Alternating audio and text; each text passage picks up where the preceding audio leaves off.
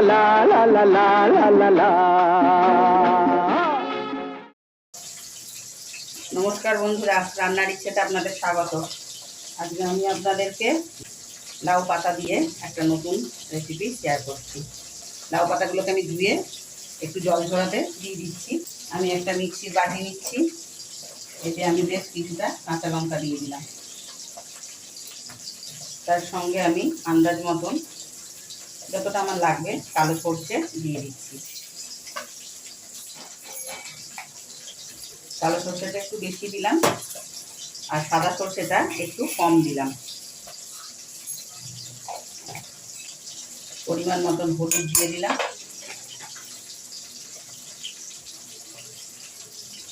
যতটা নুন দরকার ততটা নুনও দিয়ে দিলাম। আমার বড় চামচে 2 চামচ পোস্ত দিয়ে দিলাম। আর কিছু এটা একটু আগে একটু ঘুরিয়ে নিই শুকনো হতে, তারপর একটু জল দিয়ে পেস্ট করব। তার সঙ্গে আমি এই নারকেলটাও এর সঙ্গে দিয়ে দেবো, দিয়ে এটা একটা মিহি পেস্ট তৈরি করছি। দেখুন এইভাবে আমি কিন্তু এটা একটা মিহি পেস্ট তৈরি করে নিয়েছি। আমি কিন্তু নারকেলগুলো এর মধ্যে দিয়ে দিয়েছি, যে নারকেলটা আমি বাটিতে দেখালাম। আমার হাতের 1 মুঠো, বেশি না। এবার এই পেস্টটা এখানে আমি বেশ কিছুটা চিংড়ি মাছ দিয়েছি। আমি এই চিংড়ি মাছগুলোর মধ্যে এটা দিয়ে একটু ম্যারিনেশন করে রেখে দেবো বেশ কিছুক্ষণ। এবার কিন্তু এর সঙ্গে আমি বেশ কিছুটা তেলও দিয়ে দিচ্ছি।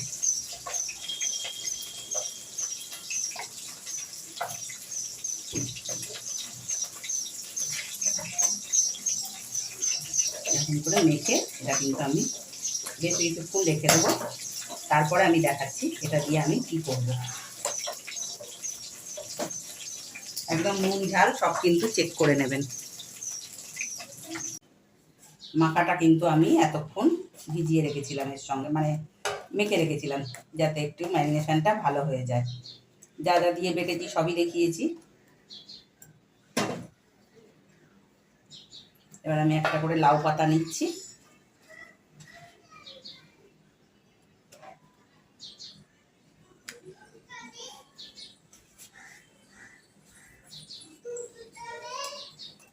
এবার বুঝতেই পারছেন আমি কি রান্না করতে চলেছি, আর কিছু বলার নেই। এবার এটাকে একটু সুন্দর করে ভাঁজ করে নিতে হবে, যাতে না ভেতর থেকে আর বেরিয়ে আসে।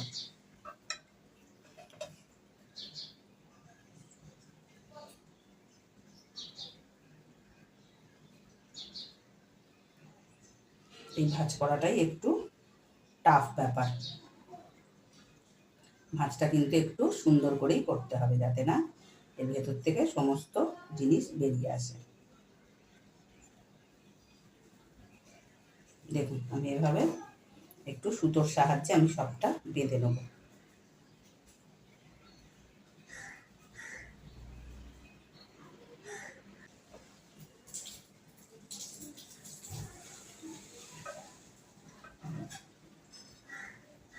আমি কিন্তু সমস্ত লাউ পাতাগুলো একদম এরমভাবে পাতুরি বেঁধে নিয়ে এসেছি। আমি কিন্তু লাউ পাতা দিয়ে চিংড়ি পাতুরি রান্না করছি।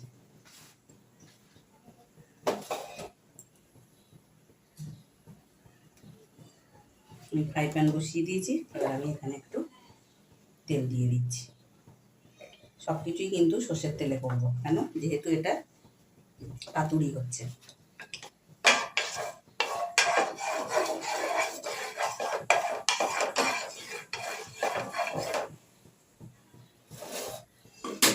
এবার তেলটা আমার একটু গরম গরম হয়ে এসছে। এখানে আমি সামান্য একটু নুন ছড়িয়ে দিলাম, সামান্য।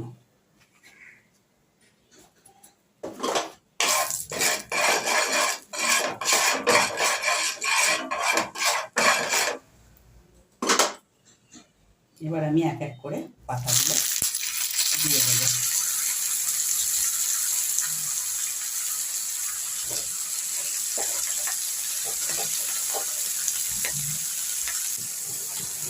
এপিট ওপিট করে নেব। আর কিন্তু কিছু করবো না, একটু উল্টে দিলাম। এবার আমি এটাকে একটু ধিম আঁচ করে, প্রথমে একটু হাই ফ্লেমে থাকবে, তারপর এটাকে আমি চাপা দিয়ে দেবো। দিয়ে আমি কিন্তু এবার এটা একটু ধিম আছে আস্তে আস্তে এটাকে কিন্তু করে নেব। এবং বেশ কিছুক্ষণ পর আমি কিন্তু ঢাকনাটা খুলেছি। খুলে আমি কিন্তু এরকম জল তরতরে করে একটু জলের ছিটে আমি দিয়ে দিলাম, যাতে পাতাগুলো একদম এর সঙ্গে পুরো পুরো নরম হয়ে যায়। দেখুন, কেন শুধু যদি তেলেতে আপনারা করেন তাহলে কিন্তু পাতাগুলো একটা সফট বা একটা নরম ভাব আসবে না। সেই জন্য কিন্তু আমি এই পদ্ধতিটা মানে দেখালাম আপনাদেরকে। এরকমভাবে যদি একটু জল ছিটে দিয়ে দেন তাহলে পাতাগুলো কিন্তু একদম খুব নরম সফট হবে। গ্যাসের ফ্লেমটাকে আস্তে করে এটাকে আস্তে আস্তে হতে দিতে হবে।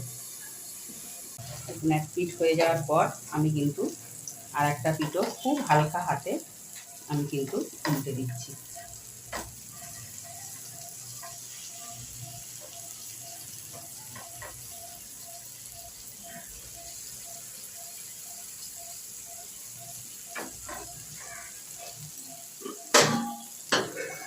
এইভাবেই এই পিঠটাও ভালো মতন হয়ে গেলে আমি একদম ফাইনালি ফেরত আসবো। দেখুন, লাউ পাতায় চিংড়ির পাতুরি কিন্তু আমার একদম রেডি। দেখুন, একদম সুন্দর। এবার আমি একদম আপনাদের এগুলো তুলে নিচ্ছি, নিয়ে আমি একদম আপনাদেরকে পরিবেশন করে দেখাচ্ছি। যদি আপনাদের রান্নাটি ভালো লাগে, সেই আবারও একই কথা বলবো, লাইক শেয়ার কমেন্ট করবেন, আর নিজেরাও করে খাবেন, নিজেদের প্রিয়জনদের করে খাওয়াবেন। তারপর আমাকে নয় কমেন্টে জানাবেন কেমন হয়েছে। দেখুন কেমন হয়েছে বলবে। ও কিন্তু হেভি সুন্দর রান্না বলতে পারে।